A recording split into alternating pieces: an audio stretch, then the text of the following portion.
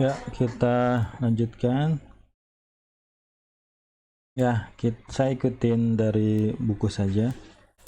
Kita masuk ke poin nomor 2 ya. Di sini ada pernyataan writing clear prompts. Ya. Prompt itu yang tampil-tampil seperti ini nih ya. Yang muncul-muncul itu namanya prompt gitu ya.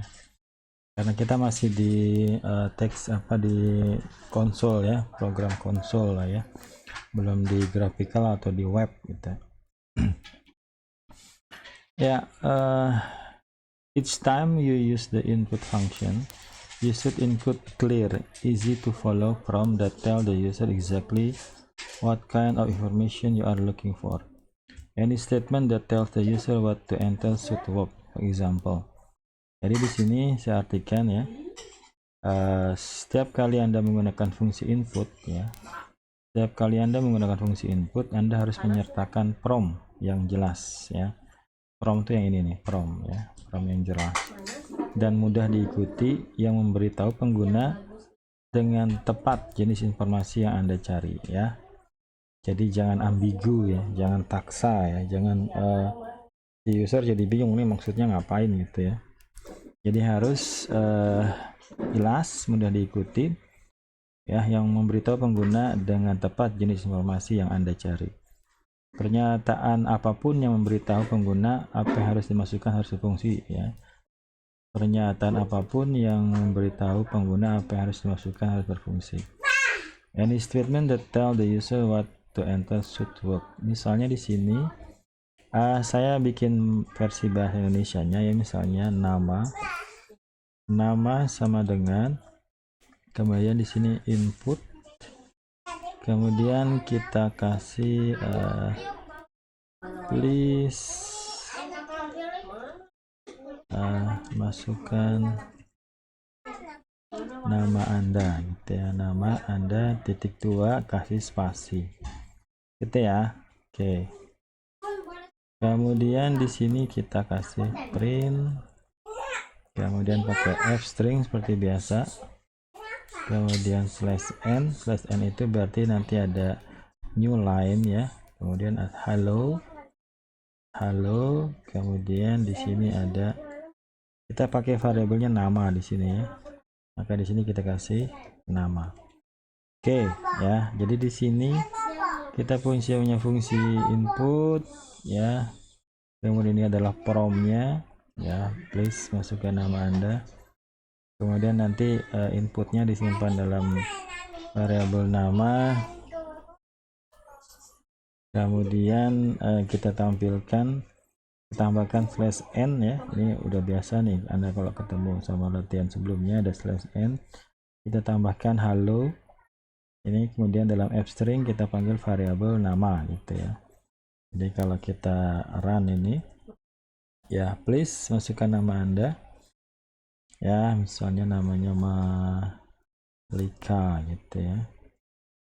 Oke, nah berarti bisa kita tambahkan juga misalnya karena dia adalah sebuah string ya, maka atau nanti dulu deh ya, karena dia adalah sebuah string maka saya bisa berikan perintah seperti ini maksud saya ya.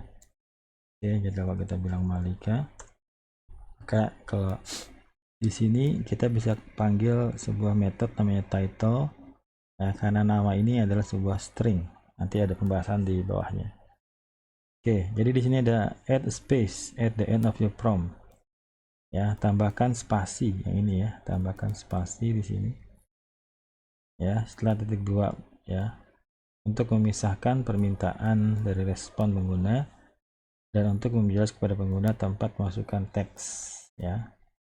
Ini contohnya. Jadi kalau misalnya nggak kita kasih spasi di sini ya, sebenarnya nggak terlalu kelihatan juga ya kalau di Jupyter Notebook ya. Oke ya, tapi best practice-nya Anda kasih spasi aja di sini ya. Oke, jadi kita bisa lihat agak spasi di sini ya. Ada tambahan spasi di sini. Mungkin Anda bisa lihat tadi ya. Oke. Kemudian sometime you will want to write a prompt that longer than one line. For example, you might want to tell the user why you are asking for a certain input, ya. Terkadang Anda ingin menulis perintah yang lebih panjang dari satu baris. Misalnya, Anda mungkin ingin memberitahu pengguna mengapa Anda minta masukan tertentu. Anda dapat menetapkan prompt Anda ke sebuah variabel, ya. Jadi nanti from-nya disimpan dalam sebuah variabel dan meneruskan variabel itu ke fungsi input, ya.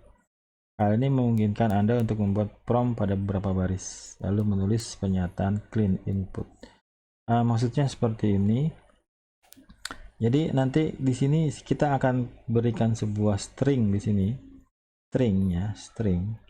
Jadi daripada kita langsung tuliskan di sini, karena dia akan panjang gitu ya, maka kita breakdown menjadi dua seperti ini. Jadi misalnya prompt, ya, coba kita kasih pakai versi bahasa. Jika Anda menjelaskan, memberitahu, ya, tell us who you are, memberitahukan kepada kami siapa Anda, kami bisa,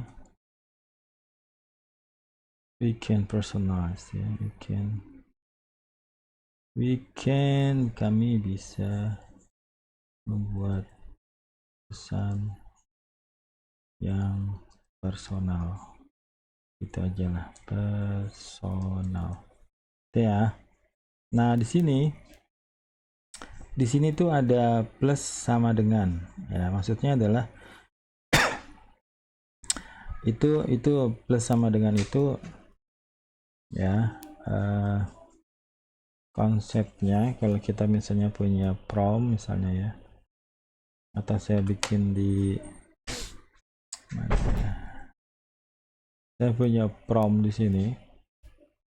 Si prompt ini misalnya hi gitu, ya. Hi. Kemudian di bawahnya saya punya prompt plus sama dengan, ya. Plus sama dengan, nah seperti ini. Kemudian hi, how are you misalnya. Hi, how are you gitu, ya. Ya, you di sini. Kayak gini. Ini sebenarnya kita menambahkan prompt yang di sini. Ya, maksudnya gimana, Pak? Maksudnya perintah ini itu sama dengan prompt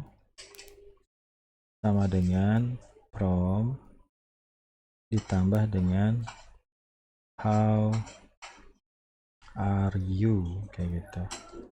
Ya, jadi di sini singkatan. Plus sama dengan ini adalah perintah di sini nih, ya, sama dengan prompt ditambah. Jadi prompt yang sebelumnya ini ditambahkan dengan prompt yang ditambahkan dengan string berikutnya. Jadinya seperti itu. Nah, ini juga sama di sini.